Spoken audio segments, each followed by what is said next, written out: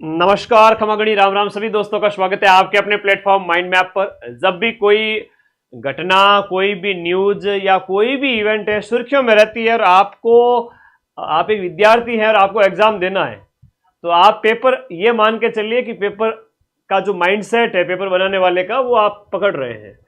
अगर विद्यार्थी उन चीज़ों के बारे में अवेयर नहीं है, जागरूक नहीं है, तो फिर कहेगा सर पेपर में क्वेश्चन बड़े टफ आ रहे हैं। अरे पेपर में तो क्वेश्चन आ रहे हैं अच्छे वाले, ये करंट से रिलेटेड है, चाहे वो आपके राजस्थान जीके से हो या कुछ भी हो। जैसे आज सांगरी को जीआई टैग दिया गया, तो मैंने कहा आप तुम लोगों के लिए आज क्या बना दूं, एक भौगोलिक संकेत का एक वीडियो बना दूं। अब तुम लोग सावचेत ही नहीं रहोगे तो भाई कैसे चलेगा, है ना। तो जीआई टैग कंप्लीट हम यहाँ पर पढ़ेंगे मात्र 10-15 मिनट के अंदर अंदर। तो देखो राजस्थान के अंदर कुल जीआई टैग कितने दिए गए हैं, कुल जीआई टैग तो 22 है। और कितने प्रोडक्ट के लिए है, 18 प्रोडक्ट के लिए। और 18वां जो प्रोडक्ट अपना बन गया है वो क्या है, सांगरी है। तो सांगरी तो सबको पता होगा। सांगरी अगर हम बात करें तो इसे कहते हैं, वैसे तो खोखा कहते हैं, अलग अलग चीज है ना, अलग अलग सूखने के बाद में इसे खोखा कहते हैं ना। मारवाड़ी में विशेष रूप से आप लोग समझते होंगे और क्वेश्चन आता है। अभी रिसेंट टाइम में रीट में पूछा गया था सोगरा क्या है, तो सोगरा तो है बाजरी की रोटी, और सांगरी है तो ये होती है खेजड़ी के ऊपर जो फली लगती है ना, वो वाली। तो उसको हम क्या करते हैं, पहले तो उतार देते हैं खेजड़ी के पेड़ से, फिर उसको पानी में उबाल करके सुखा देते हैं, और जब सर्दियां वगैरह हो, अदर सीजन हो, उस समय उसकी सब्जी बना करके खाई जाती है। और विशेष रूप से बहुत ज़्यादा पौष्टिक, बहुत ज़्यादा कहते हैं ना इम्यूनिटी के लिए बहुत ज़्यादा जरूरी है। और तो मैं क्या ही बताऊँ, कई बच्चे अभी कमेंट कर रहे थे मैं लाइव करने से पहले, सर मैं तो सांगरी की सब्जी खा रही हूँ, आ जाओ थे भी। चलो मैं आऊँ तो को नहीं, लेकिन आप लोगों ने ऐसे प्रोडक्ट जरूर पढ़ा दो, आ जाओ। जीआई टैग सबसे पहले जो है वो है आपका बगरू प्रिंट, है ना। बगरू प्रिंट जीआई टैग अपने राजस्थान के अंदर जो पहला प्रोडक्ट है जिसे जीआई टैग दिया गया था, वो कौन सा है, बगरू प्रिंट है। तो बगरू प्रिंट सीधा सीधा पूछा जाएगा, ये हस्तशिल्प की कैटेगरी में लगभग जितने भी हैं वो सब आपके कितने हैं, ये सब जितने भी हैं वो आपके हस्तशिल्प की कैटेगरी के अंदर है भाई। जितने भी है वो हस्तशिल्प की कैटेगरी में सारे के सारे।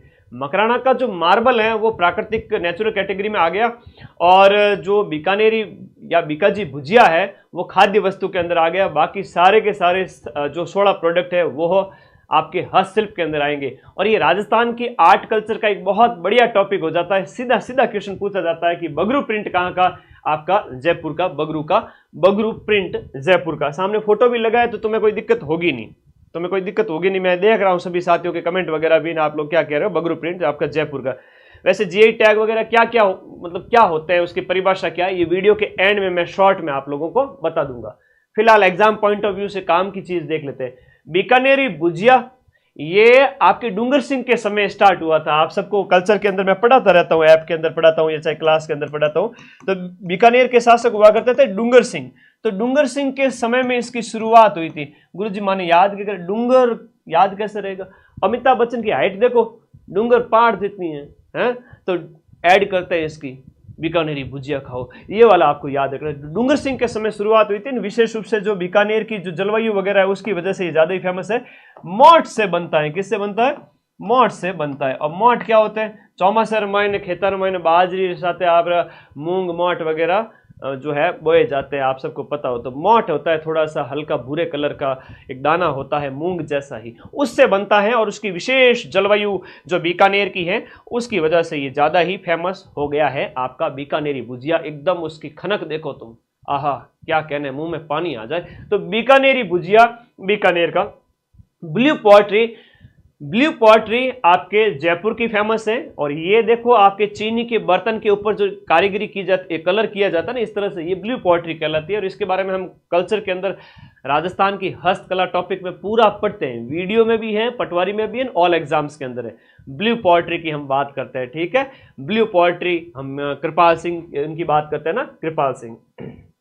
कठपुतली, ऑल राजस्थान, विशेष रूप से मारवाड़ से इसकी उत्पत्ति होती है। कठपुतली कला, धागों से जो है छोटे छोटे जो गुड्डे गुड़िया होते हैं उनके अलग अलग किरदार जो होते हैं उनसे एक मंचन करना एक स्टेज पर, वो कठपुतली कला कहलाती है। ये भी जीआई टैग के अंदर आती है। कोटा डोरिया साड़ी कैथून कोटा की फेमस है। कहाँ की फेमस है, कैथून कोटा की फेमस है। कोटा डोरिया साड़ी कहते हैं ना, मलमल की बनी हुई होती है, एक माचिस की डिब्बी के अंदर ये आ जाए साड़ी की बात कर रहा हूं, ठीक है। माचिस की डिब्बी के अंदर आ जाए, इतनी मतलब आप उसको श्रिंक हो जाती है सिकुड़ करके, माचिस की डिब्बी के अंदर आ जाए ऐसी साड़ी, ठीक है। कामयाब हो जाओ, रमकुड़ी जमकुड़ी ऑर्डर करेगी उस समय लेकर के आना तुम भी कोटा डोरिया की साड़ी। कोटा डोरिया कैथून याद रहेगा सभी बच्चों को, बहुत इंपॉर्टेंट टॉपिक है, शेयर कर दो सभी बच्चे। तो कोटा डोरिया कैथून की है, आपको याद रखना है साड़ी। आपको पता है वर्तमान में मुख्यमंत्री अपने भजन लाल जी, उनके गले में एक अंगोछा टाइप रहता है, बताओ वो कौन सी हस्तकला है। और जब सीएम हुआ करती थी अपने वसुंधरा राजे, उस समय वो क्या पहनती थी, कोटा डोरिया की साड़ी, है ना। और अशोक गहलोत जी जब सीएम थे वो क्या पहनते थे, जोधपुरी कोट। तो जो जिस सेक्टर से आते हैं अपने उस प्रोडक्ट को विशेष रूप से बढ़ावा देते हैं। तो सीएम को तो हर कोई ड्रेस नोट करता है, सीएम की ड्रेस को तो